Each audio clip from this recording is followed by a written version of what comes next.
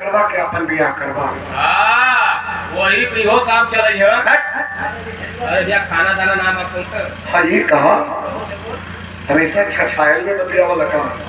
अरे बढ़िया। अरे पतो बेटी के समान भाई ये कहा कि दाना पानी मांग सकल। लहरी रानी महल में आई बाबू राजकुमार 18 साल के भैया भगवान भुलाए गिला। एक औलाद देख के भगवान भुला गिला फिर कोनो बेटी बेटा ना देना। 18 साल के जब लड़का भैल तब लहरी रानी स्वयंवर से जीत करके राजा सिंहपति महल में ली लें।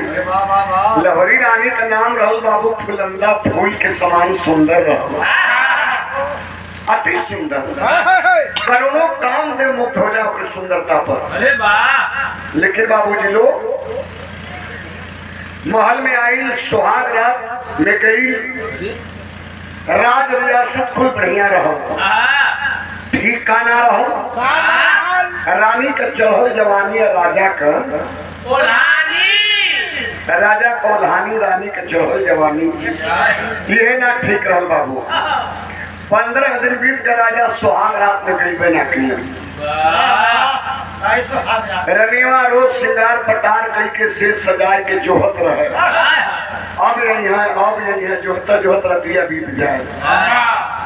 15 दिन जब बीतल तब तरनिया मने मने सोचे लगल केकरे के खरिए चुन्नी नहीं रहल तो देसी देसावर भैंस काहे बांध लेलस। बात पर्दा में कहते फूल गल तो खोली दा के ए बाबू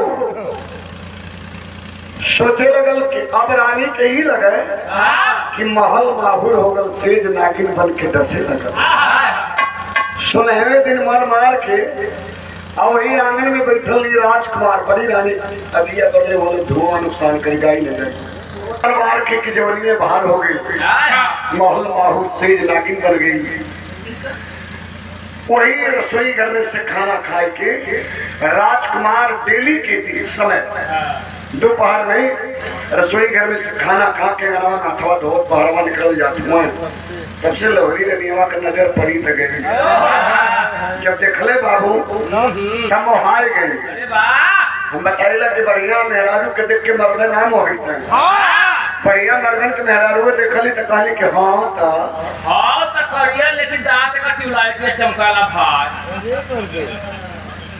हम हो के कोई जमाने में देखे वाला बा। अरे भैया नंबर लगल बा ये तो कजबा दे फालतू होते आवेगा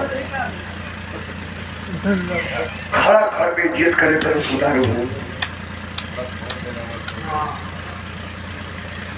हम तो बहुत अभागा है। याद रहे गौर करेंगे बाबूजी लोग। मने मने सोचे लगल कि जवान बा बढ़िया बा सुंदर बा काहे नहीं से प्यार करेंगे काम कर रही अन्ना करे बाबू का तोहार बात नहीं होती। पूरे नियमा कहलस यही नौजवान से प्यार करी लगी तो हमार धर्म का बेटा कैसे काम कर रही ना करे बाबू का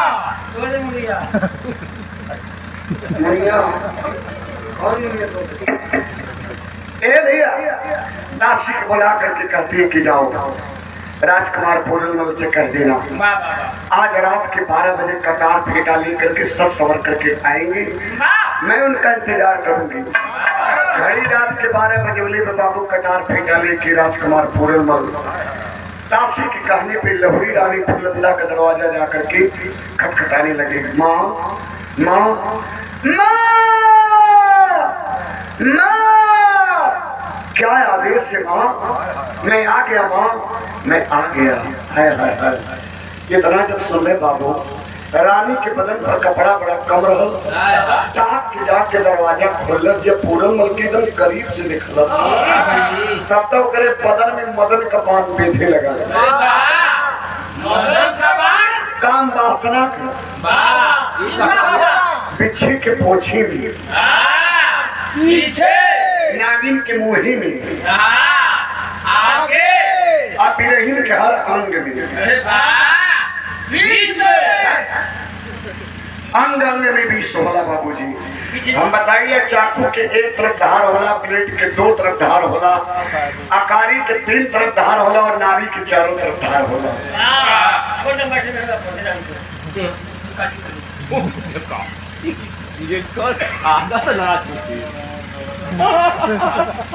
बोला मत कुछ, इनके मुँह में आगे पानी दुनो। अब अपन मेरा छोड़ के इनके दे दे तो के काट देगी इनके सवारी में बड़ा इनका तो लोलावा कुछ देते। याद रहे ये बाबू पोरल मलकलन के माई हो काय अपने मुँह से कच्ची पक्की निकाले थे। अरे मतारो तार ब्याह वाला तो हमारे बाबूजी से हमार भैले ना हो तो तू हमार धर्म का मतारी हो, हम तुम्हार धर्म का बेटा है। माई ऐसे मत करा, दाग लग जी रिश्ता में। कहाँ जवाब दे माई, हम कहाँ जवाब दे। यह कहत ओकरे गोड़वा पे गिरल चाहत हो, लेकिन रनियावा बाबूजी माली में का के उठा के उन्हें अपने अकवारी में भरल चाहत पा। सड़क के पूरे में भाग निकलने पंचों के लिए गलती हो गई। उनका कटार फेटा के बनी छोड़ लेलस, जाके कोप भवन में सूत गई। राजा के पता चलल के मां लहोरी रानी कोप भवन में सुतल है तो कहने लगना मनावे लगना जगावे लड़छुआ टाइप कर दिया। ये हर से मनावा तो भौक से ये हर घूम जाए, ये हर से मनावा तो ये हर घूम जाए, ये हर हर कहले देख के फिर कटहिया पिल्ली में भोकलस। मत छूना मेरी बदन को। राजा कला अरे बड़ा छटकत हो, न छुरी न टोई तो कहीं फोटो खिंचवावे लो। रनीवा कला हाँ हमार भी यहाँ पर बदल के लो के अपने बेटा बदल के लो। बेटा रात के आके हमरे इज्जत के लूटल चलस, कैसो कैसो बचली नहीं लूट के पानी पानी कर दो। यह तेरिया चरित्र है। फसौले त्रिया चरित्र के जाल में राजा के, फसौले त्रिया चरित्र के जाल में राजा के बाबू। राजा कलम के क्या बोल रही हो रानी, क्या बक रही हो। मेरा बेटा गंगा जल के समान पवित्र हृदय का चरित्रमान है। मत लगा वांछन मेरे बेटे के ऊपर। कल साबुत दे ही कल के हाथ साबुत दे दी। जौन जबरी कटार फेंटा छोले रहे पंचो वह राजा के सामने निकाल के फेंक दे। देख लीजिए ये आपका बेटा का है या किसी बाहरी गुंडा का है। राजा कलर नहीं ये तो मेरी बेटी का है। तो आप विश्वास तो कर लीजिए कि आपका बेटा रात के मेरी इज्जत पे धावा बोला था, लूटना चाहा, लेकिन मैं बच गई। साड़ भला साड़ भला। राजा कलम की प्रिय में राजा हूँ, शंखपति नाम है। क्या बात है। मेरे राज में दूध का दूध पानी के पानी हुआ करता है। यहाँ तक कि बाघ पकड़ी के घाट पर पानी पिए।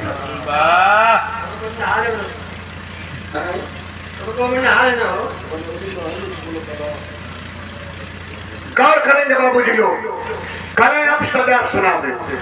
जो सजा सुनाएगी इसी वक्त मैं अपने बेटे पूर्णमल को दे दूंगा। कल अगर हमारे ओर से सजा देवे के हो तो तलवार से तोहरे बेटवा का छाती फाड़ जाएगी। तलवार से छाती फाड़ के आलहर करेजा काट के थाल में सजाएगी। तूने आंख निकाल के थाल में सजाएगी। आंख कलेजा जब तक न आई महल में तब तक न खाई न पिए न सुतम न बैठे मोर जाएगी। कलम हुआ मते प्राण प्यारी तू जिया। आंख कलेजा चाहिए मेरे बेटा का ना 1 घंटा के अंदर।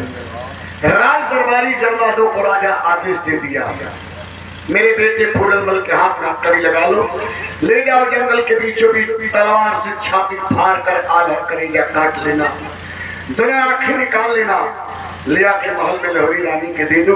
यही आदेश है। राला से जल्लाद पंचों के उनके पैर के नीचे का धरती खिसक गई। लगा लिए हथकड़ी लेकर के जंगल के बीचों बीच पहुंची। आज जब पूरनमल जंगल में पहुंचल तो रोए लगल। जल्लाद भैया हो कहाँ लेके जाई बाजा, हई जंगल बा, हई रास्ता बा, हे जंगलवा में हमके पटकता जा, हमारे छतिया पे चढ़ता जा। सबसे पहले बार दोनों आंख निकलिया जा, ना आँख रही ने अपन आलर करे जा देखो। हमारा अखिया हमरे धर्म के मतारी के नजरिया में कांट बन गई। तब पहले अखिए निकलिया जा, बाद में कलेजा निकलिया जा। जल्लाद रो रहे थे राजकुमार, तो जब पैदा भैया तब तो के गोदी में खिलौली जा। हम लोग के भी भगवान बाल बच्चा दिले हो, कैसे तुम्हारे पर कटार चली हो, कैसे तुम्हार आंख निकली कलेजा निकली। इराज छोड़ के तू निकल जा। और हम लोग एक हिरन मार के हिरन का आंख कलेजा ले जाके वो पपनिया के दे देवल जाई। कहने पूरन वाल की आंख कलेजा हिरन के तो चल जाइए, लेकिन हमारे बाबूजी का बात झूठा हो जाएगी। हमार बाबू फसकीने में भाम आई में हो, कले हमार बाबू फसकीने में भाम आई में भैया हमारा आंख कलेजा जाई नहीं, हम कपूत हो जा सपूत ना रहो। वही जल्लाद पटक दिए बाबू, दोनों आंख निकाल ली, छाती फाड़ के आलर कलेजा काट के थाल में सजा के आंख कलेजा महल की ओर चलल, लेकिन लाश नंगी बेकफन की ये रास्ता के बगल में फेंकल है। आई है बेला होतल पंचो भोरहरिया के गुरु गोरखनाथ भजन के गाओ सरगी बजाओ आवतल। नौजवान की लाश नजर से जब देखे तो ध्यान लगाए। ध्यान में गुरु गोरखनाथ के ई मिलन की तो बिल्कुल निर्दोष बा, तब निर्दोष के सजा ना मिले चाहिए। वही गुरु गोरखनाथ आसन लगाकर बैठ गए बाबू तब तक जब तक कि जोग साधना के बल से पूरन मल को जिंदा नहीं कर दी। जिंदा करके लेके मठ की ओर चले, 12 साल जोग सिखौले। आज अब 13वां साल लगल तो कले बचवा पूरन मल कले जी गुरु जी, कले बेटा तू जोगी हो गिला, कले गुरु जी आदेश, कले बेटा परीक्षा ले, कले गुरु जी ले ली, कले यहाँ नहीं जौन मतारी तोहर आँख कलेजा निकलौले रही सियालकोट नगरी में। कले हाँ गुरु जी, कले वही माई के पास जा बचवा, आधी रोटी के टुकड़ा लेके आवा बेटा, ईमान न टिके, ईमान न टिके तब तक समझब सच्चा जोगी। बीत गए 12 साल बाबू, 13वां साल है। पूरन मल जब चलना हो तो उनकर वेशभूषा कैसा नंदलाल बाबू तन बजा दे बेटा आवा।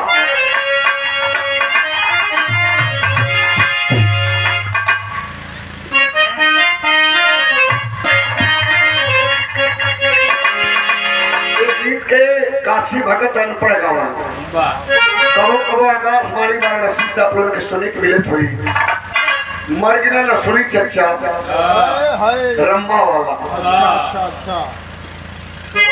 वैसे बिरहिया नहीं देखली पंचो, बहुत बार विराह मन से भैल स्वर्गीय राम गुरु जी से, स्वर्गीय उल्लू गुरु से हमार लड़िकपन रहल। छोट नहीं बड़े प्यार से लोग गवा बजवा कहा लोग के जितने करिया हो उतने पिहकेला। बड़ा प्यार दे नसुरी चच्चा से बहुत जंगल गाड़ी, बहुत प्यार से गवा बजवा। दूसरे गवैयन के कहें कि रम्मा लाल के छुआए दे, हमके कहें कि तब भतीजा कहा बता। उनके हर विरह में गीत रहे और बड़े प्यार से गाने। कौन की बाबू आवा? अरे बदनाम होगा जरावा,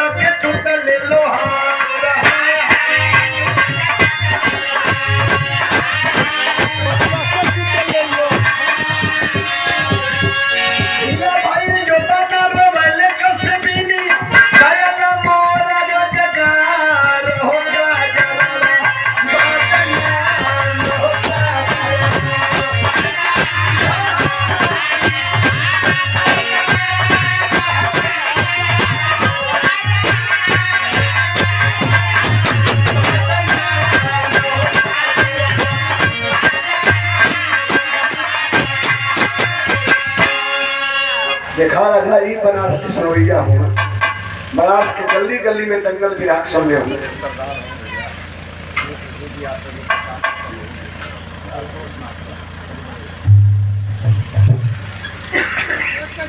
सुंदर पुष्पहार। हाँ बहुत कचौड़ी के लिए मेरा बहन भैया तो लॉकडाउन से बंद हो गल नहीं आप देतू शरण में आपके नन प्राण सभी प्राण बा ऐसा ही जहाँ जहाँ बहुत आवत तरी वो मिलत रही तो मनावा बढ़त रही। वैसे हम चाहिए कि पूरन मल के विराह में बहुत कम पैसा मिले लोग सुने बस ये विराह हमारे यथार्थ था हमारे जिंदगी के लायक तरी है ये मन कोई हल्ला गुला करला तो लगल हमारे करे जब में कोई बाण मारा था अब प्रेम से लोग सुने ना तो कुल दौलत मिलेगी। गौर करेंगे बाबूजी पूरन मल जब चलल हुआ तो उनकर वेशभूषा कैसे रहा 12 साल बीत गई 13वां साल तो चलने पंच तक कैसे वेशभूषा रहा अरे सोहा रंग हो गुदरिया सोहा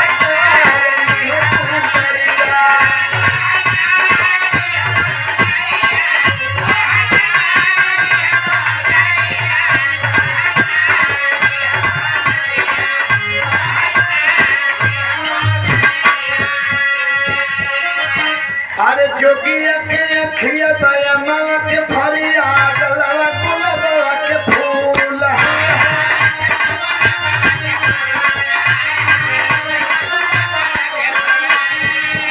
नहीं अलग अलग बाटे गुरु के चरनिया किया गई ले तो भूल ओ गुदरिया सोहसार की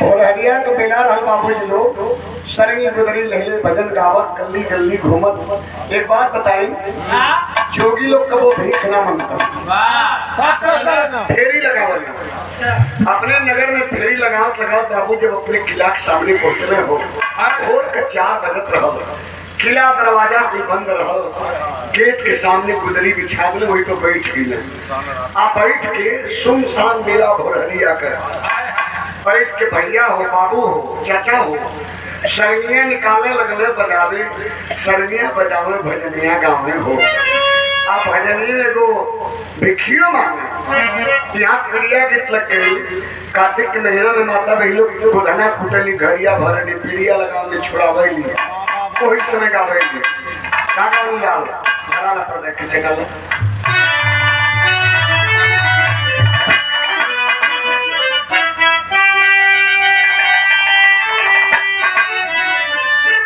लगल पीड़ियाला अरे छोड़ा रहू ना पवाली की आई गई नैना तीनों देवता दुआरिया पर आई गई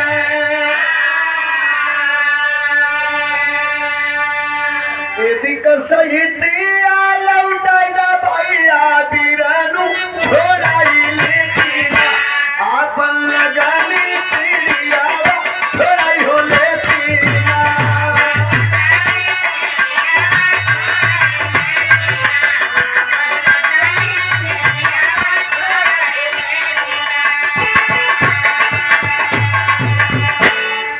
अब नहीं जहरीला कीड़ा होगा नहीं गुस्सा थे तो अब कथे जहरीला कीड़ा है खाए वाला जीरा है सलाद वाला खीरा है लेकिन वो दिन हमके आवेला जब छोट रही हम छोट रही तो उस समय के बाद ही भूला गई बजा देता तो बता दे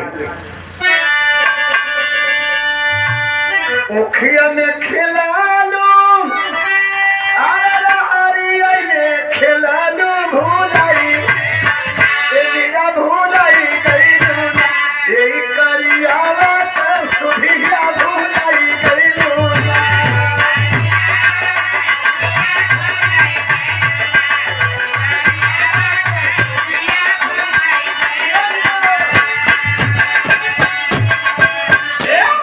तरी समौज मस्ती में आप उनके कह दिए इसे तो मेरी हीरोइन है ये हम अपने आपके हीरो कह के रंग शिकायत करेला कि हम बढ़िया है केहू मारो ना साल ले हमारो कोई नाम सब ले इतने में सब तो देखा सुतल वाले जैसे सुहाग रात का सेज लगत सदा सब फल मार के सुतल हो हाय हाय चौथी भैया तो के हमारा प्रणाम हो तो बैठल हुआ अच्छा जागल रानी चलन एकदम एक सटल हो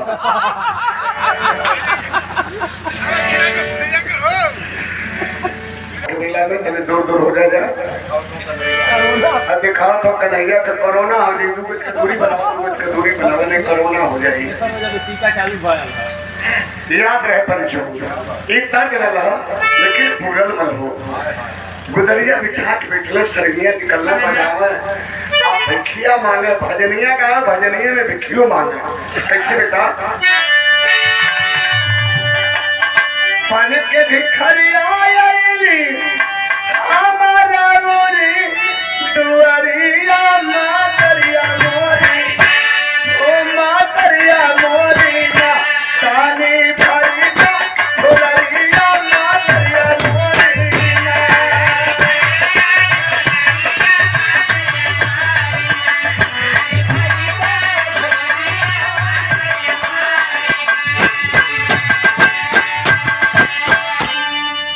बजौने बाबू दरवाजा ना खुलल तब तक कलेजा फटे लगल हो हाय रे हमार समय यही महल का जब राजकुमार रहली घोड़ा पर चढ़ के आई शिकार खेल के घोड़ा का खाली टाप लगे बुलाए कहीं ना हो घोड़ा का टाप लगे तो द्वार पाल दौड़ के दरवाजा खोले आज हमारी समय हो गल कि हम गावत बजाओ थे कोई हमारी आवाज के सुनत नहीं है तो फिर गौलन अब फिर बजौले का गौलन का बजौले बाबू आवाज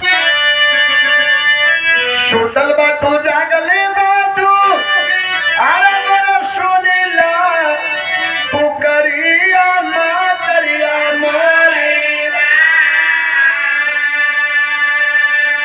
खोलीदा बाजार के वड़िया मातरिया मारी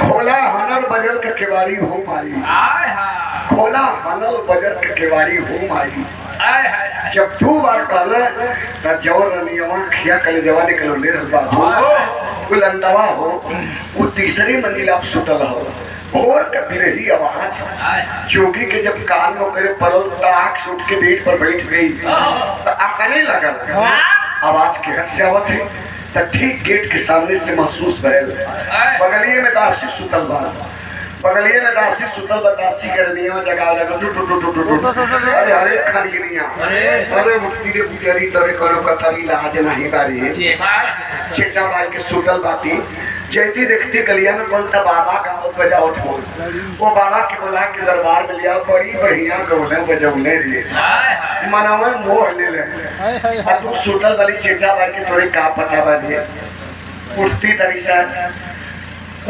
उठल त कहले तू रोज रोज भोर में अभी के खोदल अपने ना देखियो अपने ना उठ हमने के खो दासी दसीर ने बोली ना किलकिलाए लगल कलर जैती रे जवाई कटली जो तनी सजो जो देख तरी बाबा के बुला लिया आई खजुआवत कैसे छिनकले आई हां झिनझिना हुनकत खजुआवत आई खोलले गेट देखले पूरन मल दसिया ना पर चलस बचपन मन के खिलौने पढ़ौले रहा 18 साल तक देखलस लेकिन आज ना पर चलस वेशभूषा बदल गल कर बाबा हे बाबा कहाँ सही वाला कहाँ जइबा बाबा बड़ा नीक गौला बड़ा नीक बजौला बाबा पूरन मल कलन माँ रमता जोगी बहता पानी कहीं साया कहीं चला जाऊंगा कलन ना ना ए बाबा चला रात दरबार में तो के रानी साहिबा बुलौली है कल की कंवर रानी बुलौली माई लोहरी रानी की जेठरी रानी दसियावा तो चिहुक गई कल अरे बाबा कम जानी है कहा अरे पर भीतर से हम आती बहरवा ना पता कहाँ से बहल भी आए बाबा आए लहुरी जेठरी विषय में कैसे जानकर महल में से हम आवत है एक मतलब बाबा पहुँचल हुए कल हाँ बाबा जेठरी रानी ना बोलौली उतानर पेपर हो गई लहुरी रानी बोलौली लहुरी रानी जन महल का मलिका है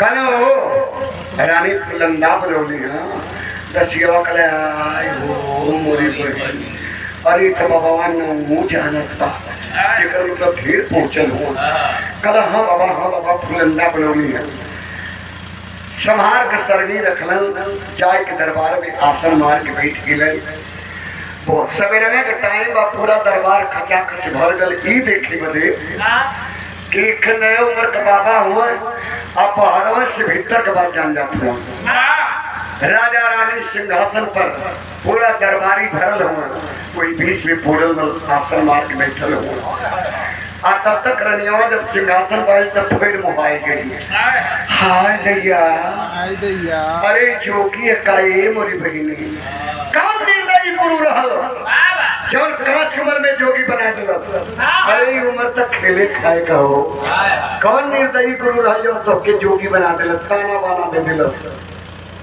हाथ जोड़ के खड़ा हो गए एक पैर पर माँ हमें कुछ कह लो हमारे गुरु जी को मत कहो चूंकि गुरु गोविंद दो खड़े काके लागू पाए बलिहारी गुरु आपके गोविंद दियो बताए कले बाबा का लेबा कले मारी तोरे हाथ से आधी रोटी के टुकड़ा रनिया कल न दे रोटी तो न दे लेकिन तोहर झोली हीरा मोती से भर दे एक बात पर कौन बात है बेटा आओ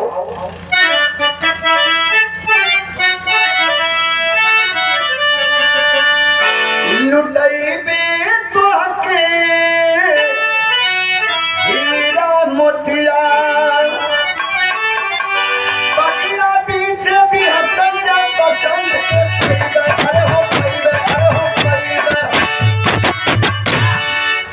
बगिया पीछे बेहसत जब पसंद के पैबे तब लुटेबे तो के हीरा मोतिया हाय हाय हाय चेहरा पर मुस्कान हो चेहरा पर मुस्कान हो कलेजा फटत हो बाबू हो चाचा हो दादा हमके कोई ना पहचानत है यहाँ तक कि हमारे बाबू जी हमके लोग पहचानती माई का पहचानी तो मैं भाई कहे लगा कि बाबा एगो बात हमार सुनवा कल हम आई बतावा कले बाबा तनी से बता देता कले जवन कहा तवन बता दे माई तो बिरहा में कल छठ माई के गीत लगल छठी में यार बेटा आवा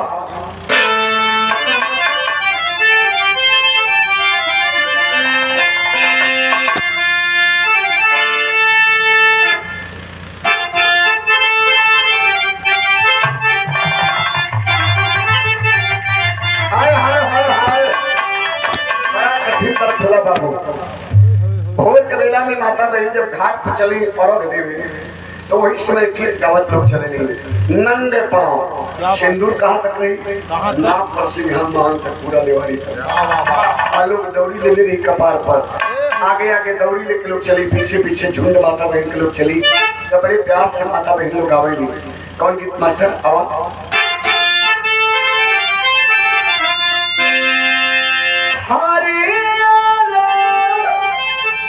बासे की बहनिया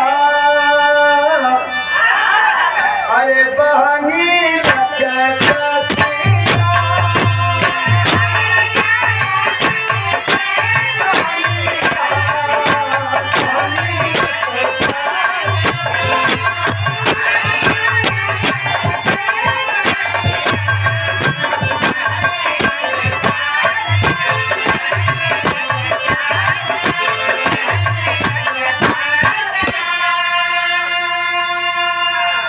गीत रहल बाबू जी लोग लेकिन पूरनमल के चेहरा मुस्कान कलेजा फटत है आज हमके कोई ना पहचानत है हमारी समय हो गई ये महल के एक लौटा राजकुमार रही एक वारिस रही अपने बाप का हम लेकिन आज हमारे बाबू मैं बा माई के फेरा में फंस के हमके ना चीने थे कलेजा फटे पूरनमल के बाबू जी कैसे मास्टर आवा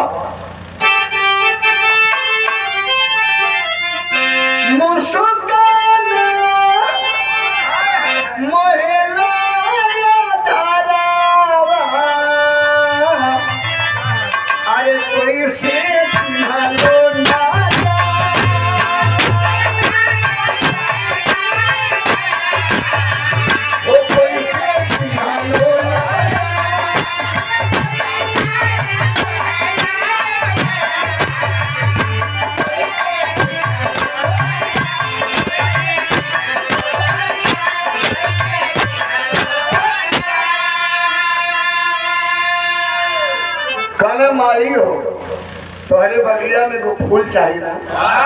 कल हाँ बाबा हाँ बाबा हाँ बाबा ये माई ते को काम कर दो फूल बता दे का होई ईट होई पाथर होई कि ना होई बेटी होई कि बेटा होई का होई हम सब बता दे देखने को काम करा करे बाबा का करे तब बताऊँ कैसे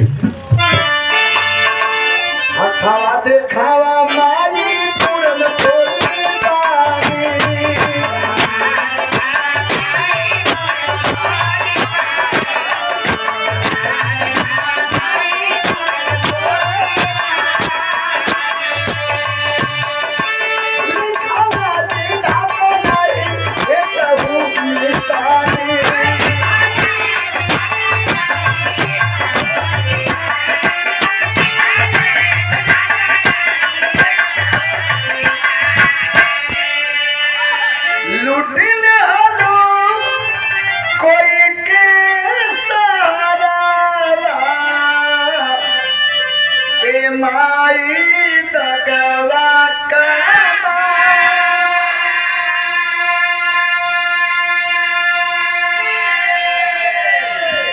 बानी हथवा कर खवा दिखा दे माई तब बता दी ना ऊंचे मंच पर पूरन मलोही नीचे दरबार में रहना दरबार भरल ये बाबू ये हमसे फान गई कूद गई कल बाबा हथवा दिखवा ले बाबा लो लो लो लो लो भगवान कह दे बस पूरन वाली है ये पकड़ लेना पकड़ के लगना देखे लगना बताओ कलम आई हो बड़ी सुंदर लकीर एगो बेटा कर रहल लेकिन वो लकीर ये कट गई का वजह हो गई काहे कट गई क्या वजह है खोल कर बताइए कलम आई हाथ जोड़त है हमसे डांटा मत साधु संत जोगी फकीर आदमी है लेकिन एक बात जरूर याद रखिया कौनो राजा कहारा भारा बाग रही माई हुई बाग में आग लगा दे कौनो राजा के बुढ़ौती के ठेगुनी रल ठेगुनी एक काट दे अच्छा ये ठेगुनी कटलू तो ये लकीर कट गई कल बाबा हमारे बुझात ना साफ साफ खुले शब्द बताओ पूरा दरबार का लोग सुने तो वीरानी ने नागर बिरादरी के गीत लग गए ये मास्टर नटनागर हुआ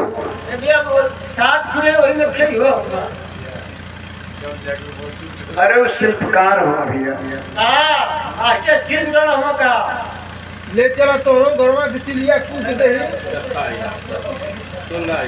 नट विधवा मत करा जाता दोनों सिलिया कूद कहाँ भरी जाओ रेमा नट विधवा न हो भैया पहले बारात जाए बाबू अखीरा के समनवा जमनवा चल गया बारात जाए रात्रि के ब्याह हो पूरा रात ब्याह हो बाराती सर धस के बैठे सवेरा जब जनवास हो तो तेल पानी मार के घर बैठे के लिए बारात बैठे वही में मीरा मूर्ति राम जन्म कबीरा हो आल्हा गवेला के आल्हा गवा जनवास में नाल जोड़ी गदा नाल उठे फिराए हाय रे जमाना के समनवा जमानवा छटकर मार के निकल गया कहाँ ये बाबू कहाँ जनवास का भात और ताल हाय हाय वो अंडा वाली दाल मिले राजा छौकल कोहरौरी से अरे बाप रे बाप आजकल तक कुकुर भोज हो गए बा सजवा बारात आते सजवा द्वार पूजा लगल सजवा जयमाल भल कुकुर भोज भल आधा बरतिया पुर 5-7 को बराती रह गया तो ब्याह शादी करा के सवेरे जाते हो काय आनंद मिलत बा गाँव घर का कैसन बचवल गा बा कैसन गा बा अरे दिनवा के सब बैठक सच के तब न मजा आवा वो समियाना चल गल 12 हजारी वाला तो ऐसा समियाना बा कि हर हर चुगत बहुत 12 दरी वाला लगे साला लुआर कितना चले ओमन तर को हवे न लगे ठंडा रहे पानी भी कोई समियाना में 4 गोल आवे नटिन बिरादरी का नट बिरादरी के मेहरारू आवे गोदना गोदे वाली कपार पर दौरी ले आवे 4 गली रहे समियाना के चारों कोन पर खड़ी हो जाए कपार पर गोदना वाली दौरी रहे कैसन दबियाल भैया अब हम नट्टिन बिरादरी के मेहरारू हैं नहीं भाई तू बता सकाला का कौन से लगा दिया देखा ये को तो तनको अंत नहीं है मान नहीं खाली बता देते ये दौरी हो एक के मिठाई लगा के सेट कर दे सो हाथे से ना पकड़ो हाँ गोड़े से पकड़ा एक हाथे अचारा के भुक्ति पकड़ ले एक हाथे समियाना का कोल पकड़ ले देखा कि जनवासा में बारात मालिक पियरी पहन के बैठा गई समधियाने से पियरी मिले तो लोग बैठल है तो पहल की उठान वाली दूसरी चढ़ान वाली तीसरी धरकान वाली चौथी लटकान वाली तो पहल की आवे कपार पर गोदना ली दौरी है वो एक चल रहा का ठेली पकड़ अरे कबो देखे वाला का हो बौरा जब वो आवे तो लड़ भाषा में खाली के स्वर लगावे अरे बड़ा पियर पियर धोती चमकत बया हीरे अरे हमनिए को कुछ मिली जुली जी दे मलकार बरसी बरसी बरसी दे अरे 4 गो बैली जे सही से गो देव तब वो हमन का काम चली ए मलकार तोरे नाती के जूझी बढ़ी दे दी तोरे नाती के जूझी बढ़ी अच्छा ये तने बोली तब से जितनी घरात बारात का आदमी रहा सबकर नजर वही पर चल जाए माहौल होगल बिहार आंदोलन कबीरा मूर्ति के सब वही के देखे अच्छा तब से दूसर क्यों के छुपावा बंद करा चुप चुप चुप चुप चुप अरे जवाई करते रे बकरा करते चुप चुप चुप चुप हमके गावे दे तो वो गावे का गावे अल्लड़ भाषा में गावे कैसे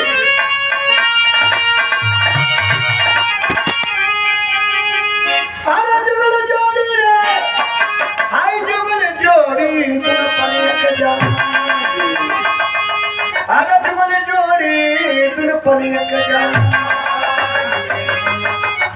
ये तना उगाए के छुपा तब से हई जो तो सरकीर है ये तनी फूहर टाइप का है फूहर कावे कम खजुआवे ढेर कैसे अरे मलका तने मलका तोरे नाती का जूजी बड़ी लोग कहे अरे यार बड़ा फूहर है ये को फेरा न चली खजुआवे ढेर गांव कमी अल्हड़े उगावे का गावे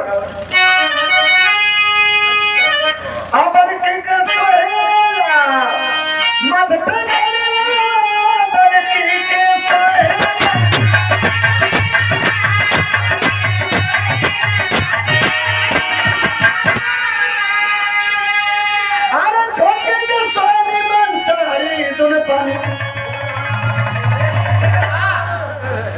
दरिये मारते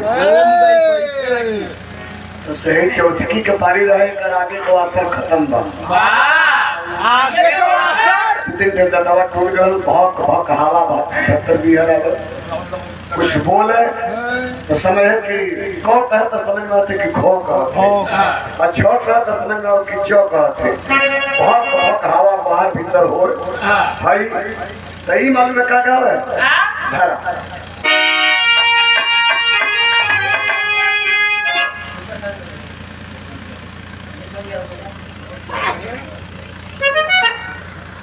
परमादमी भैया मेरे जसवंत यादव बिहार के धरती से अच्छा चकिया की धरती से भैया का मन प्राण सागर 50 रुपये का आशीर्वाद सभी प्राण कई का गाई बाबू वही पर ये शब्द लेकिन सुने में तनी सब हक्सामन लगेगा क्या कही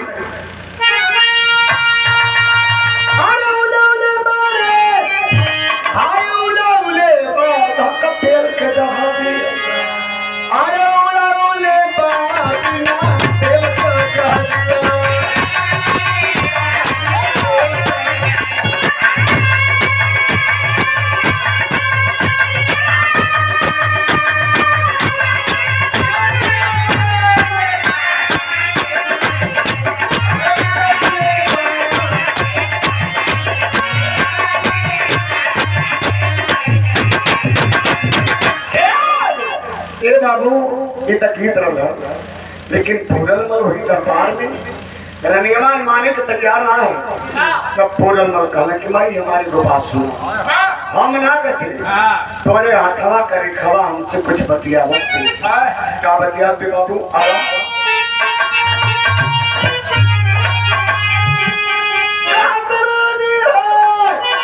भाई कहते रानी तुम्हारे हाथे करे खा, अरे कहती रानी तुम्हारे हाथे करे खा।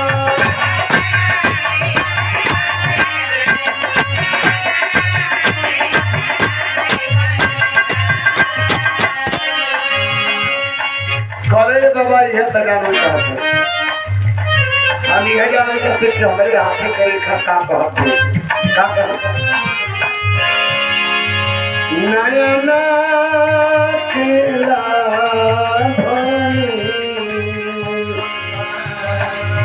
नयन लूटी ली अरे राजा के मन लूटी ले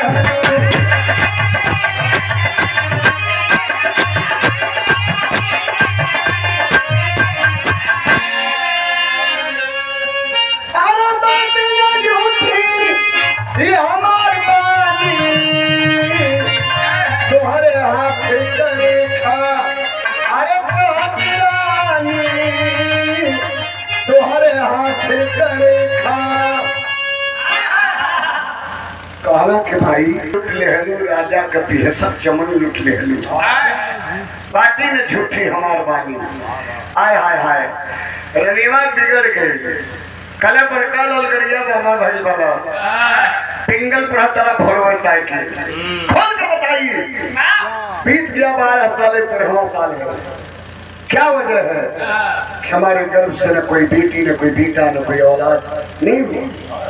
तब पूर्णमल कहना कि माई हम कुल बतौली तोहरे पल्ले ना पड़ल, अब तोहरे कले ना बताई। सरकार बैठल हो, सरकार का आदेश तो दी तो सब बता दे। तब पूरा दरबारी राजा संगपति कर राजा संगपति करें ये सरकार अरे आप मैं कायम कर देता हूँ बाबा बड़ा आगम जानी मेरे उम्र का दबा लेकिन बड़ा आगम जानी लगे तो बता दिए तो एक आपके बेटी चाहे बेटा हो जाए तो कोई आपके राज्य का उत्तराधिकारी हो जाए। तब राजा संगपति आज एक बाप अपने बेटा से सवाल कर रहा है बाबा हे बाबा कहना हाँ राजा खोल कर बताइए क्या वजह है इस रानी के गर्भ से कोई औलाद कोई संतान नहीं हुआ। फटगल करेजा हो भैया बारे हमारे बाबू आज एक औलाद बिना तरसत हुआ हम तुम्हारा औलादे रही लेकिन हमके यही माई के कहले पर आँख कलेजा निकलवा लेला आज एक औलाद बिना तरसत हुआ तो के कोई पिंडा पानी देवेला नहीं मने मने सोचत रहला। तब कहला कि क्या जानना चाहते हो इस रानी को क्यों नहीं औलाद हुआ। कहला हाँ। कहला तुम्हारी रानी हत्यारी ने पापी है। कहला अरे वो कैसे कैसे हत्यारी ने कैसे पापी है। कहला यह बता दे तो तुम्हार कलीजा फाट जाएगी। कहले आपको अब तक तो क्या बताने की पड़ी अब आपको बताना पड़ेगा ये रानी कैसे हत्यारी ने कैसे पापी ने और सुन करके कैसे हमारा कलेजा फूटी बताना पड़ेगा आपको। तब पूरनमल कल के नाम मनवा सुनवा कल सुनो बर्दाश्त करवाने कल बर्दाश्त करो। तब कल का बताई हो राजा अरे बतिया बतावा छतिया फाटैली हो राजा। आज का बात ना है बाबू आज के 12 वर्ष पहले कौनो राजा के वो बेटा बड़ा सीधा स्वभाव कर निर्मल व्यवहार प्यार रहा लेकिन वही राजा के बेटा पे दीवानी हो गई दीवानी हो गई तो जानते हैं क्या की नैन से नैन लड़ाना चाहिए वो बच्चा नहीं लड़ाया तो उसका अंजाम जानते हो क्या हुआ बाबा दोनों अखियां निकाल गई। इतना ना ये राजा छाती से छाती मिलावल चलस वो बचवा जब ना मिले बोला तो जानते उसका हस्त क्या हुआ छतिया फाड़ के आलर करे जब काट के थाल में सजा के यही महल में आएगा रहल राजकुमार, लेकिन गजबन कफन मौसम इतना कहत कर बाबू पूरन मल का अखिया सावन भादों के थार जैसन हर हर हर हर बहे लगल। पूरे दरबार के आंख से आंसू झरझर झरझर चले लगल। सब लोगन के जुबान पे एक के शब्द रहल। ई तो बाबा जन बताओ था बतिया राजकुमार पूरन मल का, राजकुमार पूरन मल का। और राजा हम बताइए बाबू औलाद का दर्द बड़े बड़े औलाद के पानी पानी कर देना। औलाद का दर्द बड़े बड़े औलाद के पानी पानी कर देना। समझ गए राजा। बाबा का बात राजा के प्रेम में रन करे लगा, दिमाग में रन करे लगा कि मेरा बेटा निर्दोष था। एक काम वासना के चक्कर में हमारे बचवा का आंख कलेजा निकलवा ले। तैयार भरे दरबार के अंदर एक बदन कितना टुकड़ा बनाई के कोई खिल न पाई। वही बाबूजी जो ही तलवार उठा के तलना, तब से रनियमा सोचले आए हूँ बाबू ई तो बाबा गाड़ल मुर्दा कबार देहलस। बाबा तगाड़ल मुर्दा कबार देहलस। गनगन गनगन भादों की भीजल गाय ने कांपे लगल बाबू। और सिंहासन पर से डाक के पूरन मल के पास गई। बाबा बचाएला नहीं, जौन बयान कर ला दवा के हजारों टुकड़ा बना दे। हम अखियों निकलौली कलेजो निकलौली, लेकिन कहानी कहलस कि बाबा हम अखियों निकलवा लेली कलेजो निकलवा लेली, लेकिन काहे बिरहा में बढ़िया बाहर का गीत लगल, लेकिन गीत से बढ़िया गाना का भाव बेटा। आओ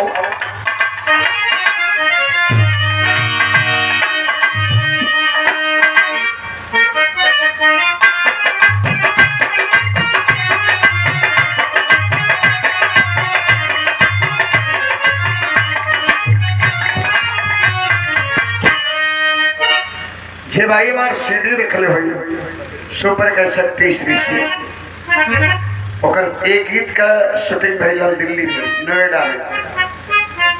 जे सीडी देखले हुई एक जना वो भेष बना के देखो ले कि कल का राजा आज का भरथरी, कल का राजा आज का जोगी भरथरी जब बन गए तो का उनकर वेशभूषा रहा। अगर आप लोगों की इच्छा हो तो 2 मिनट में भेसवा दिखा देने तो गीतिया बनवा आगे बढ़ा दे दिखा दे। हाँ हम जो जानते हैं कि जीव छूटे वाला मेहमान हो गया, लेकिन पहली बार जोगी बन करके मैंने गाया था और बड़ा प्यार दुलार मिला। लाइए दीजिए खाली बाबा का गुदरी दे रहा, गुदरी खाली मान लेंगे आप लोग थोड़ा देर के लिए। ये बाबा का गुदरी हो गई, आपको झोलिया बाबा, और ये बाबा का झोली हो गई, झोली गुदरी और पगड़ी लाओ।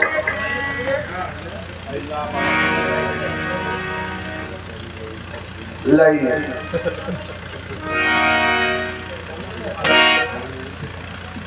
मसले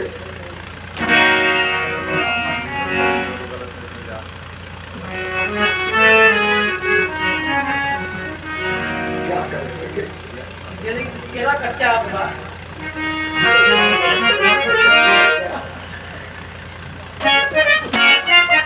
चुनरी लगी, छोरी गुदरी पगड़ी चुनरी लाओ। बड़ा ठंडा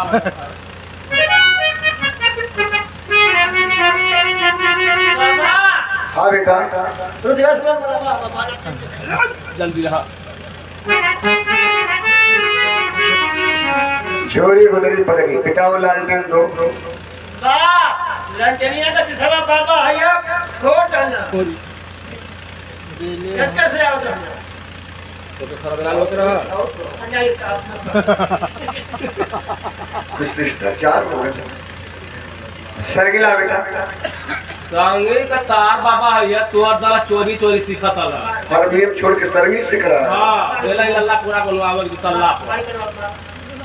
अब तुम लोग शरारती हो गए हो। ये लालटेन का शीशा फोड़वा दिया, तुम सरगी का तार तोड़वा दी। अब हम तुम लोगों को श्राप देने वाले हैं। दिया तो इंग्लिश वाला श्राप नहीं श्राप। चल जाओ, अरे दे दा वरा दाढ़ी वाला मर जा। छोरी गुदरी सरगी ले ले थारा नगरी उज्जैन में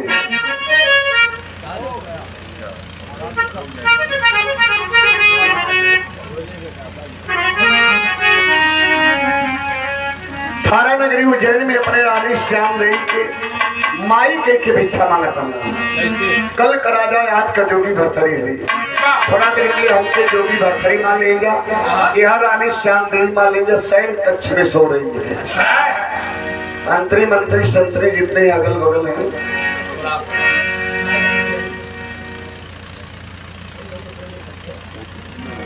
तो धारा नगरी उज्जैन में जोगी भरथरी भिक्षा मांग रहे थे अपनी रानी श्याम देवी के माई कह के, लेकिन धन धरती बचपन चकिया की है। धन जिला सानी जिला है आजमगढ़, बड़ा दूर से आपकी नगरी में आया हूँ। भोर कबीला है, भगवान के नाम पर कुछ न कुछ अपने लिए नहीं तो अपने बाल बच्चों के लिए कुछ न कुछ दान दे दीजिएगा। जे रुपया दे उनकर बाल गोपाल सब सुखी रही। सवेरे होतो तो के 10 रुपया दे दी के 100 रुपया मिले, जी 100 रुपया दे के 500 मिले। जितना विश्वास पर देख के देखे, हमारी माताएं बहनें भी बैठी हैं। कुछ तरफ दान हो, कुछ अन्य दान हो, कुछ न कुछ दान दक्षिणा जरूर बहनी लोगों की ओर से आवे चाहिए। रानी श्याम देवी सवाल के लिए का सवाल के बेटा आओ। कल के राजा आज के जोगी भरथरी हरि एक पैर पकड़े हैं और अपने रानी श्याम देवी के माई के भिक्षा मांगता। कैसे हो भाई मैं आवा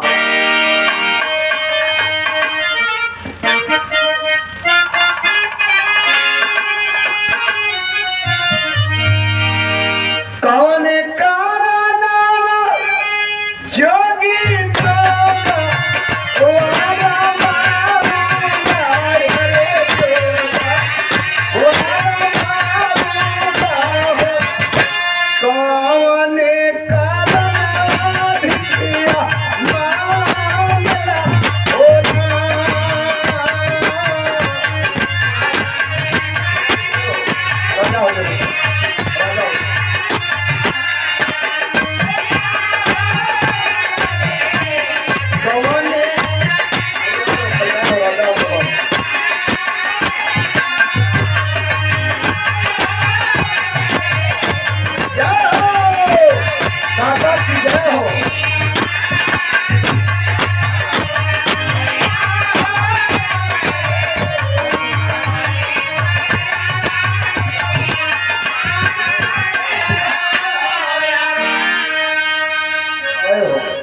माता बहन सब लोग के बहुत दरबार भरा रहे। कोनो जरूरी नहीं कि 10 20 50 हो, रुपया तो रुपया भी दे सके आप लोग। अरे 5 रुपया का तो पान गुटका खाए के थूक देवे लगा, कम से कम 1 2 रुपया अपने बाल बच्चा भगवान के नाम पर दान दे दे। कल्याण हो माता जी, कल्याण हो कल्याण हो। बहुत बहुत सा सबको नमन। सब जोगी भरथरी जवाब दो कर्म के कारण जोगी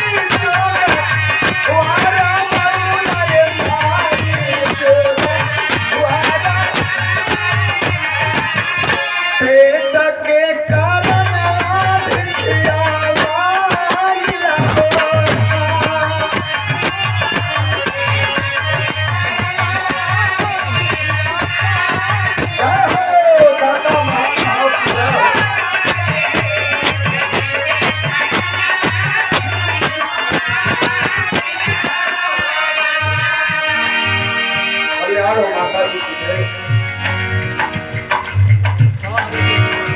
जय जयकार हो दरबार की। जय हो राजा हो जाओ बाबू, सुधर रहा पोषण फला भगवान सुखी रखे। और के बेला में सतबाड़ी है स्वर ही ईश्वर और सर्वेश्वर भौतिक भूतल है। स्वर से हर आत्मा में परमात्मा के पास है, इसलिए आप सब लोग हमारे लिए भगवान हैं, सब लोग भगवान हैं। स्वर ही ईश्वर और सर्वेश्वर भौतिक भूतल है। स्वर से जय हो कल्याण राजा हो जाए बेटा, खूब लंबी उम्र हो, सदगुरु भगवान सब बुद्धि दी, सदमार्ग पे आप लोग चले। माता पिता का नाम खानदान का मान बढ़ाओ बाबू। का मंगल है कने मारी का मंगल है बाबू फटही लुगारिया हे माई मोरा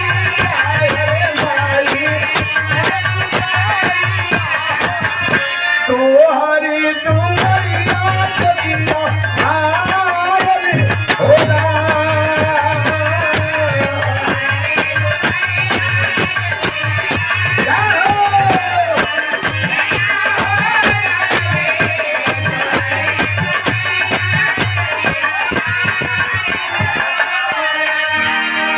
मंत्री जी जगा दीजिए महारानी जी को। वो मंत्री मोबाइल वाले मंत्री महारानी जी की जगह कुछ दे दान कि हमको आना पड़ेगा दरबार में कुछ न कुछ मिले बड़ी कृपा होगी तोहरे पाए के जोगी उगली माई कुछ दे दान चल जा दरबार में बाबा दरबार में आओ जब डाक के का करेगा शैल कच्छ में सो रही है कहला में हरी की माई लगे कि धरती फाट जाए आए कुछ दरबार से दी ही जा कुछ खुद ही मिले तो मिले मिले की चाहिए फटही लुगारिया दे दामाई मोरा अरे माई तोहरी दुनिया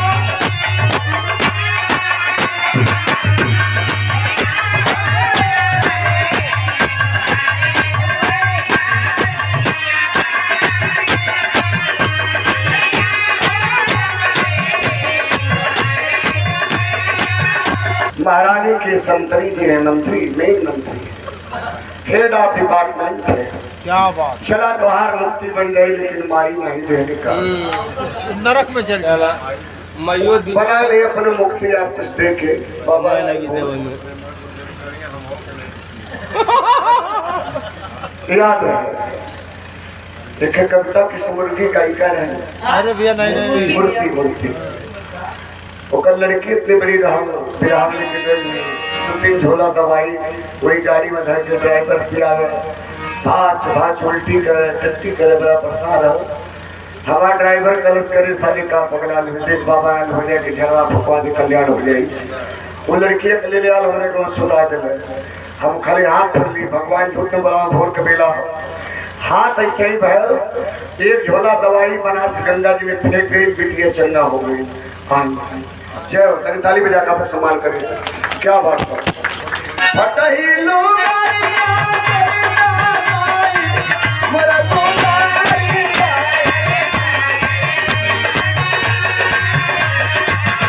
तोहरी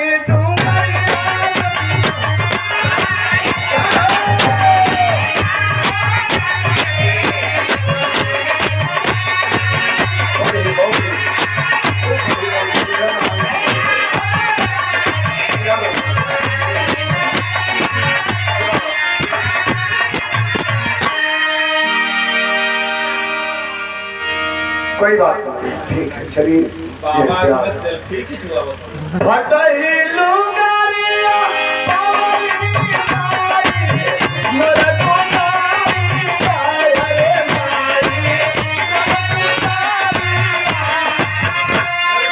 माता धर्मा जाने हो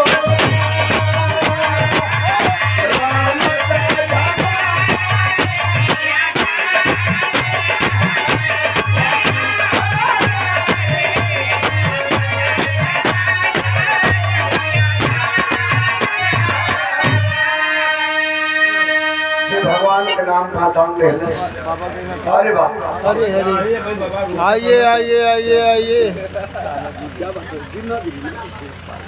भैया जे भगवान के नाम पर देहलस बालगी दान भगवान उन्हों का भंडार भरे जे ना दिलस भगवान उन्हों का भंडार भरे अभी अभी विराह की सुप्रसिद्ध गायिका भोजपुरी फिल्म की अभिनेत्री ये मान होता है करो करो गायिका मोहनुचिया आ गई बिरहा जगत में। अरे भैया ऐसे मंच पे आओ कहते हैं अरे हम नाला पैदा हम जाके दान दे तो हम छोट हो जाओ बड़ हो जाए। यह कला है। अब बाबा नहीं, बाबा चले गए, पसंद उतर गए बाबा। अब तुम राम जन्म जवाब बाबा गए। अब मत बोलिए, अब आपको बाबा शराब दे दी जिंदगी भर सोते रह जाओगे। बाबा आप शराब दे दिए, आप जिंदगी भर सोते रह जाएंगे। दान पुण्य करिए, नहीं अपने के लिए तो अपने बाल बच्चों के लिए कर दो। आप कुछ लोग को दान पुण्य रुपया 2 रुपया देने में क्या होता है? 100 रुपया का तो दिन भर में 50 रुपया का गुटखा खा जाते हैं। अरे वाह, हारमोनियम के बड़े सुंदर वादितर हमारी गृह जनपद चंदौली शहीद देती थाना पुष्ट जो बिलान करते हैं हमारे चौथे भैया बघनी की धरती से, जो मीरा जी के साथ में संगत करते हैं। बहुत बहुत भैया की प्रणाम। चिंता भैया भी 100 रुपया लिया निकाल करके जेबान रखे हैं। चिंता जो मेन कोरस के हेड ऑफ 200 रुपया लाइए दीजिए। बहुत बहुत सप्राम बिरहा मार वहाँ खड़ा रहा पंचो। 3 मिनट और समय ले, 3 मिनट। रनिया गलस के मखियों निकलवा ले, कलेजो निकलवा ले, ए बाबा लेकिन काहे? अब यह सवाल है, क्या बताओ थे बाबू? आओ तो लागे जब माना हुआ के बाना हुआ बताना अरे बाना हुआ बताना हो जोगिया जब निकालना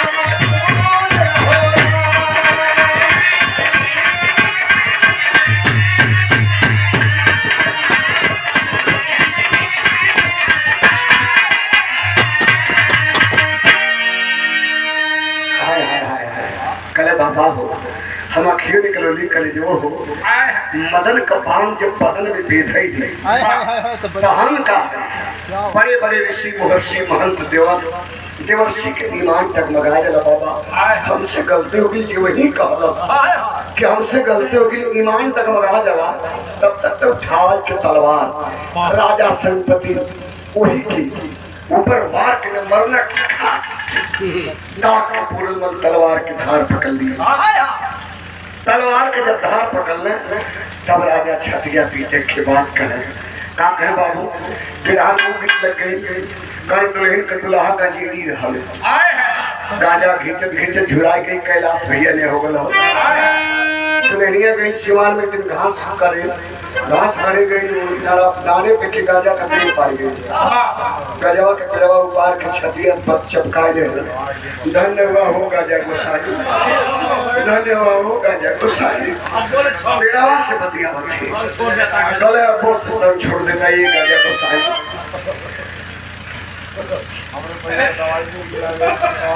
क्या कहे आओ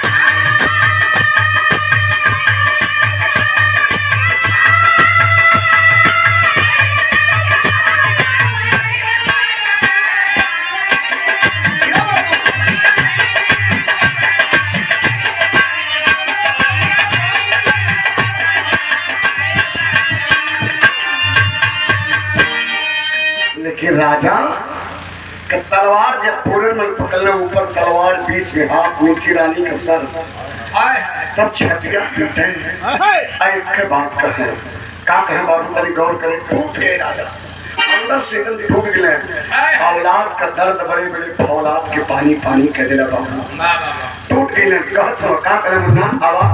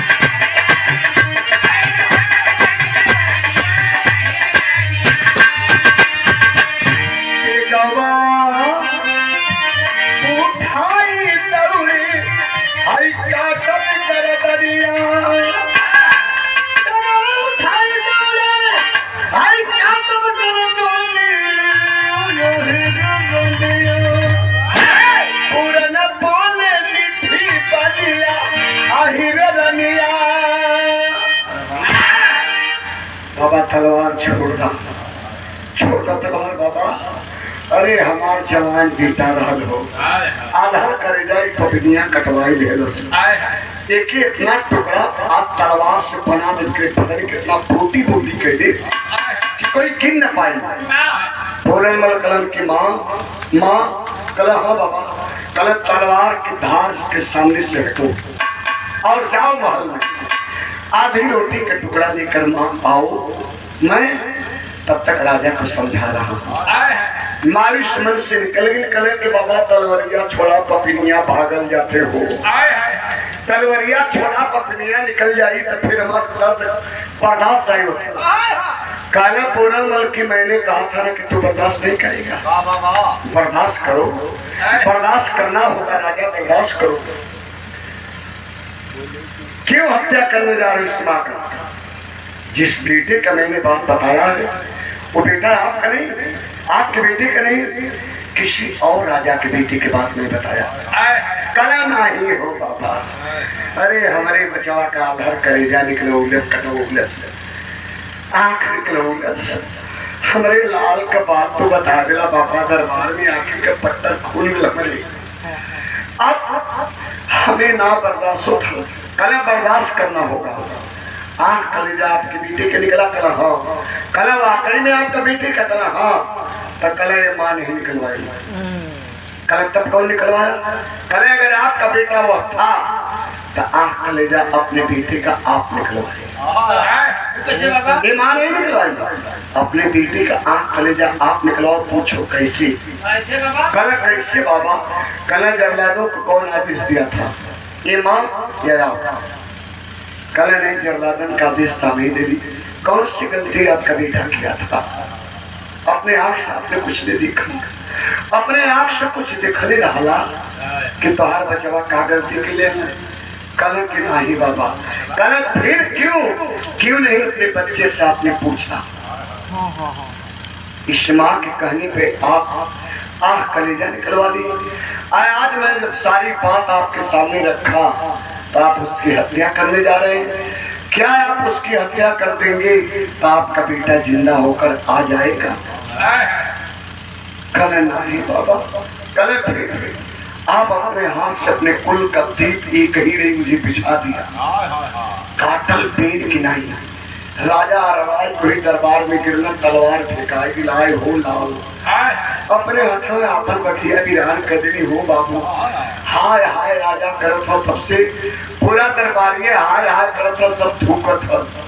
राजा खुदा हत्या करवा दे अपने बेटा का। उधर से महल में से आधी रोटी के टुकड़ा लेके पत्नी आई, झोली में डलस, झोलिया बांधत निकल दिले। कल राजा मैं चल रहा हूँ, भिक्षा मुझे मिल गया। गुरु जी के पूजा करने को वक्त हो गया, बहुत टाइम हुई हो के डबा बजाए के रुक गई नहीं। पीछे पीछे राजा को दरबारियों को पिनिया रनियों का संगम।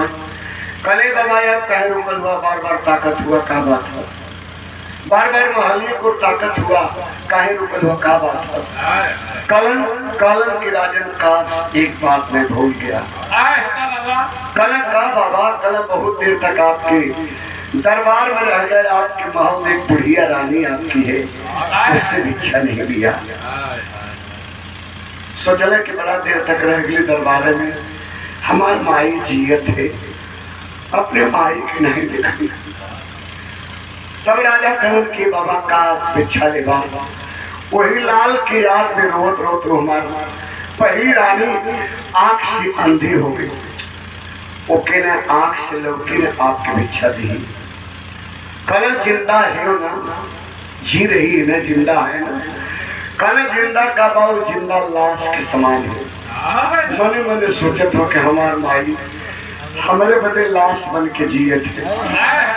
कल राजा एक नजर दिखा तो मैं ले लूंगा भिक्षा। कल ना मनवा तो चला, लेकिन एक बात याद रखा कि बुताई आंख पर खौर धरवा तो बोर जाए। चला ले आके आंगन में गए। आंगन बीच में ओ पार बरामदा, ए पार बरामदा। ए पार बरामदा में खड़े हो गए और वही बरामदा के कोने में उस पार पूरनमल की माँ, पूरनमल की असली महाराना राजा की बड़ी पत्नी वही कोने में अंधे हो गए। फटही लुगरी पहले आँख का आंसू झुराए ला, बाल बिखरे हैं, मैंने कुचैले कपड़े हैं। और राजा दिखाओ लगे कि बाबा देखिए वही मेरी पहली रानी है, वही मेरी पहली रानी है। पूरनमल कल क्या मजाक कर रहे हो, वो रानी हो सकती है? अरे उससे बढ़िया तो महल की कौआ हकनी होगी या तो नौकरानी होगी। कल नहीं बाबा, वही मेरी रानी है। अब तक पहचानत है ये हुआ, लेकिन हाथ जोड़ के आंगन के ही पार से कलन की माँ माँ माँ माँ बिछा दे तेरे माँ, कोई जोगी आया है रे माँ।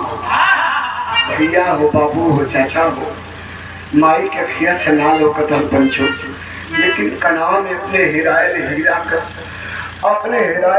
का जब आवाज काने में गई ना, तनहरी मतारी सोचे लगली बिरहा मेन क्लाइमेक्स में हो। यह लाइन बाबू इतने सुनने बजा कुल का ही सफल हो जाए। काम आई सोचत है एक माई के तेरे ही एक माई का बयान हम गावत है, तनी गौर करिए बाबू। काम आई सुतनी बेटा अब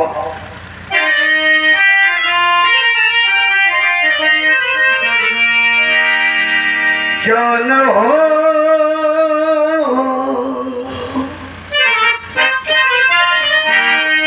जान हो सुगनवत जी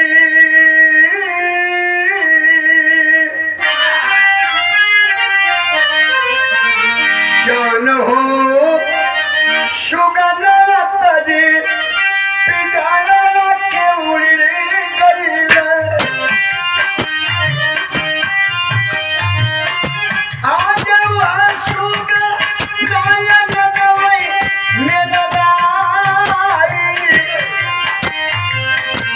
अखिया की अंधी मैया सोचे अपने बनवा भैया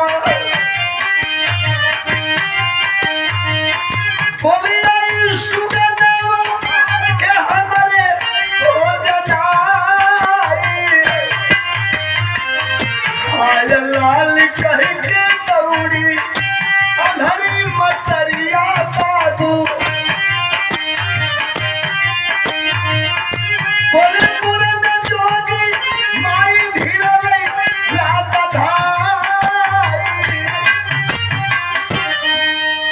हाय होला अरे अंगना रूपी पिजड़ा छोड़ के आज के 12 बरिसवा जौन सुगनवा उड़ गल, कैसे गनवा में टाई टाई बोलत हुआ हो हीरा, कैसे गनवा बोलत हुआ हो हमार हीरा।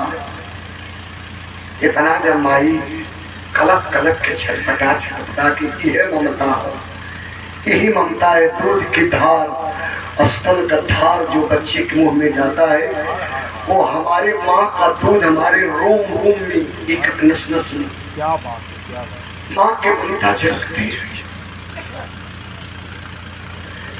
लोहरी रनिवा रजवा के कनवा में कह के देख रहे हैं, अभी तक तो अंधी थी अब पगली हो गई, ना पता कहाँ का जोगी आया है और इसको अपना बेटा समझ रही है। बिगड़ गई ना राजा, कल खामोश हो जाओ चंडाली, खामोश हो जाओ। उसकी ममता फफारी फफा जाने दो, उसके लिए एक शब्द भी अगर बोली तो हलक से जुबान खींच करके धरती पर दूंगा। खामोश हो जाओ। पूरनमल कलन की माई हो, हम तोहार बेटा नहीं माई। कल हाँ कहली के हाँ ये बचवा ना बेटा हुआ तब ननहरी बन गई। अब तो लोग पगली भी कहत, अब तो लोग पगली भी कहते। ये माई हमके भी अच्छा दे दा, जोगी है तोहार बेटवा पूरनमल कहाँ चल गया बता दी। कल ये बचवा जहाँ गलू लेकिन तू बतेगा तो हम विश्वास कर बतावा। पूरन ललनवा तोहरे छोड़ के जहनवा चले, हम बानी जोगी माई भिखिया चुकाई। हम जोगी है माई, हमें भिक्षा दे दा। माई कलन के बचवा बहुत बढ़िया, बहुत बढ़िया, बहुत अच्छा।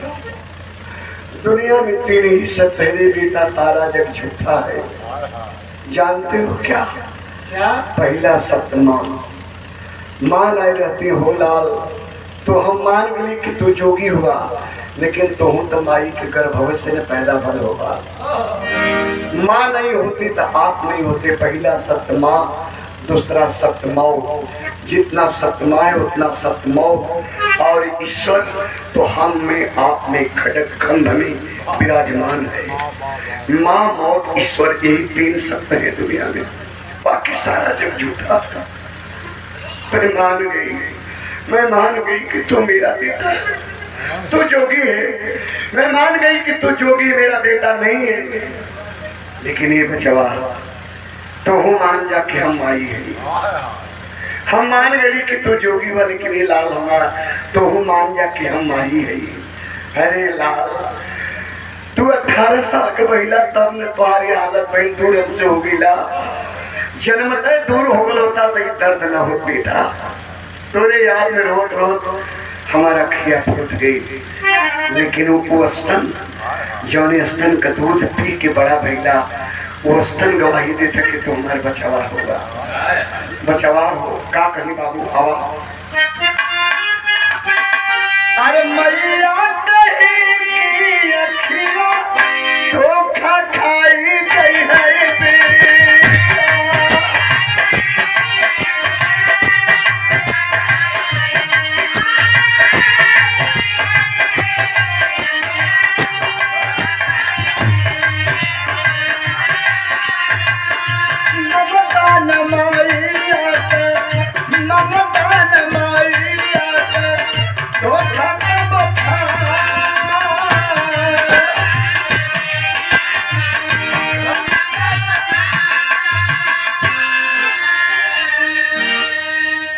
भैया भैया 2 मिनट। ये भैया कि ममता अमृत का धार कोई कितने पियाइए वो माई बिना, ये कलेजा ने जुड़ाइए बाबू ये वो माई बिना।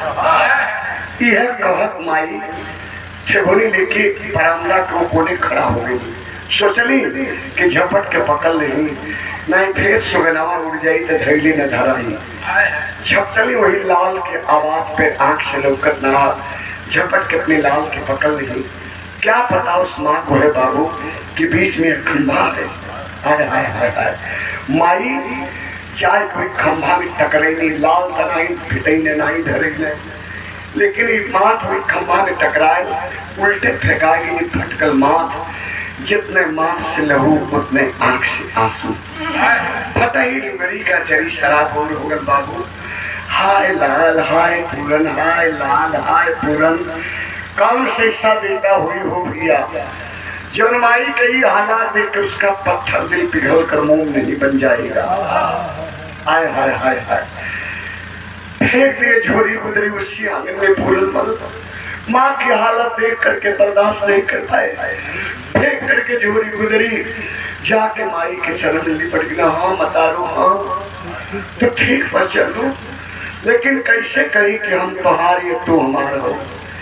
यही मालिया में माई हमारा खिया कलेजवा दोनों निकाल के आई गल, तो कैसे कही पोछ के माई के माथ का लहू आंख आंसू वही चरण पे गिरल हुए। माई पकड़ ले ली अपने लाल की, वहां का दृश्य कैसन होकर बाबू आओ। हार करके हार करके पुराना बन भेजवा पटौला, चुमल गैया बछड़ुआ के पायल।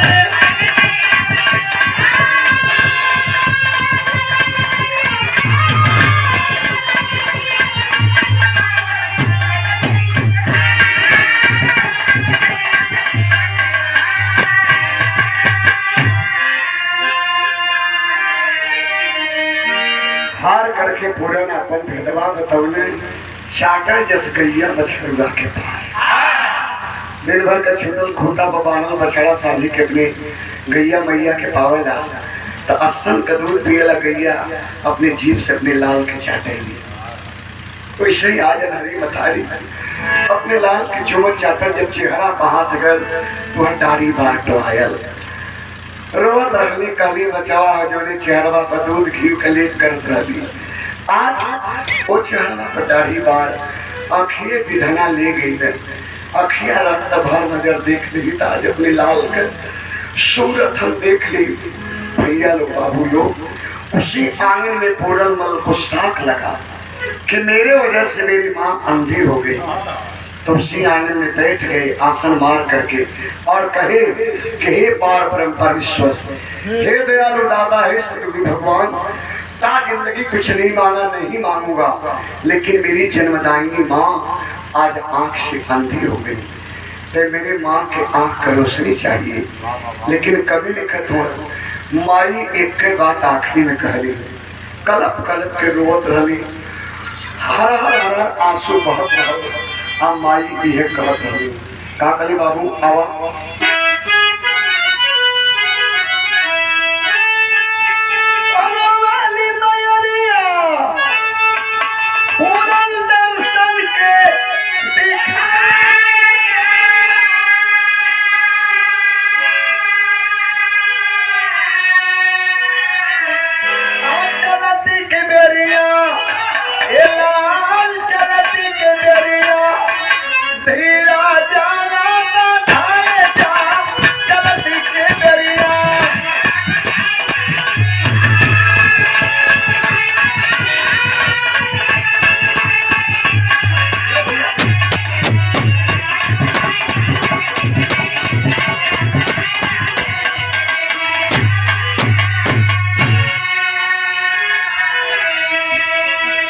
सियालकोट नगरी राजा के महल के आंगन में एक चमत्कार हुआ। सियालकोट नगरी महल में वही आंगन में एक चमत्कार हुआ। हम नहीं, हमारे कवि नहीं, आपका इतिहास पैगाम देता है। आपका इतिहास क्या पैगाम देता है, कैसा चमत्कार हुआ महल के आंगन में, गौर करिए बाबूजी। कैसे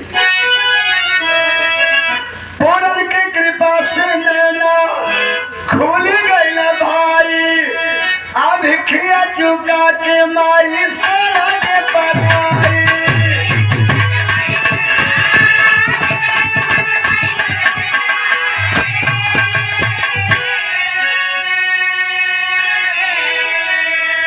राजा रानी रोवे पूरन गलती की, माई के आंख से रोशनी दिखाई लगा। तब पूरन मलकल माई भिक्षा, माई भिक्षा तो खोल के आंचल आगे कही कली बचावा हो। एक फटही लुगरी का चरी भाई हो नहीं लौकत ला, तो बड़ा दिन के बाद के दिक्कत है। यह ले लाला फाड़ लाले के चरिया का लुगरी दही का दही तो के कलम आई, हमारी जिंदगी तुम्हारे आंचल में है माँ, मेरी दुनिया तेरे आंचल में है। आंचल नहीं चाहिए, शरण का धूल चाहिए माँ। आंचल तो हमारी जिंदगी जीवन हो। क्या बात है। माई के अस्तन का दूध का धार ये जीव जियावेला, अल्लाह का जिंदगी है आंचल हो। इसीलिए कभी माँ मुझे कहाँ हिम्मत है, शरण का धूल माई, शरण का धूल लगाए कि माँ बची वही दरवाजा से बाहर निकलना है। माई पीछे पीछे आवतली हाथ जोड़ के कहना कि माई ना ना, माई तो पीछे नहीं आई, एक पल एक घड़ी और बिताएगा तो हरे बदे ना विधना विमान लेके खड़ा हो माई, तो है ना लौकत हमें दिखाई देता, तो के ले जाए बदे विधना विमान लेके आए हो। कली ना आई हो बचवा, हम रोड पर कहीं फुटपाथ पर भी टुकड़ा मांग के जी खाए, लेकिन एक पाप के महल में एक पल न बिताई। कलम आई एक पल खा, जो ही बाहर निकले थाम से गिरनी हाय लाल कह के माँ का प्राण पखेरु उड़ गया। माँ को स्वर्ग की प्राप्ति हुई। अगला गेट पर जब गए तो पत्नियां रनियावा के लेके राजा घोड़ पर बिखरी गिले, क्षमा कैदा तो क्षमा की पूर्ण मत। चौथे पर में लोहरी रनियावा के गर्भ से बाबूजी एक बेटा पैदा हुआ, और वह बेटा सियालकोट नगरी के उत्तराधिकारी भैल। ओकर शादी सिंगल द्वीप के राजा शिवमंगलम की बेटी पद्मावती से हुई। जिसमें पूरनमल की अहम भूमिका रही। यहीं से ये दास्तान का हमारा चौथा भाग शुरू होना। लेकिन पूरनमल का किला बाबू तनी गौर करिए।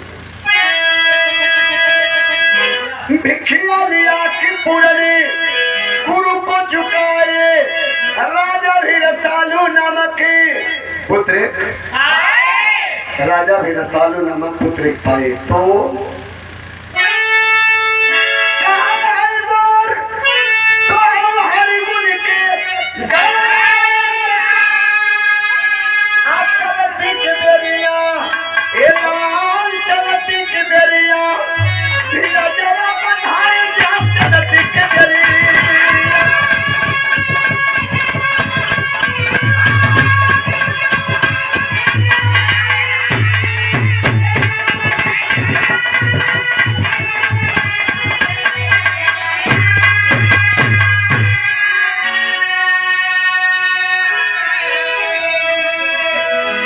ये रहा बाबूजी भक्त पूरनमल और भरथरी दर्शन की कहानी।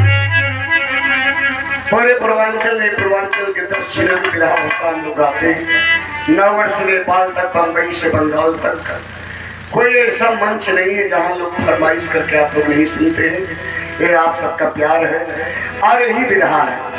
बनारस के गली गली में कोई ऐसा मंच नहीं बचा जिस मंच पे सरदार बाबूजी न जाके सुने हो। और वही तासीर आपको चाह रहे थे। आप सबके श्री चरणों में नमन प्रणाम करते। तो आखिर में कहना किसी बाबू आओ गुरुदेव मोहम्मद राम शोक सिंह सुबरन की बानी कथन करे हरिद्वार संगम में क्या बेचू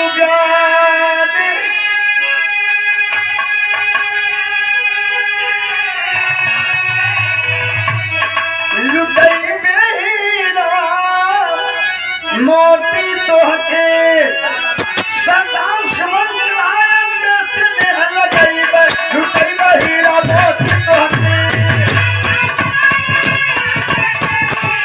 अब कार्यक्रम नहीं समाप्त होता बाबूजी। घड़ी धीरे धीरे 5 बजा होता।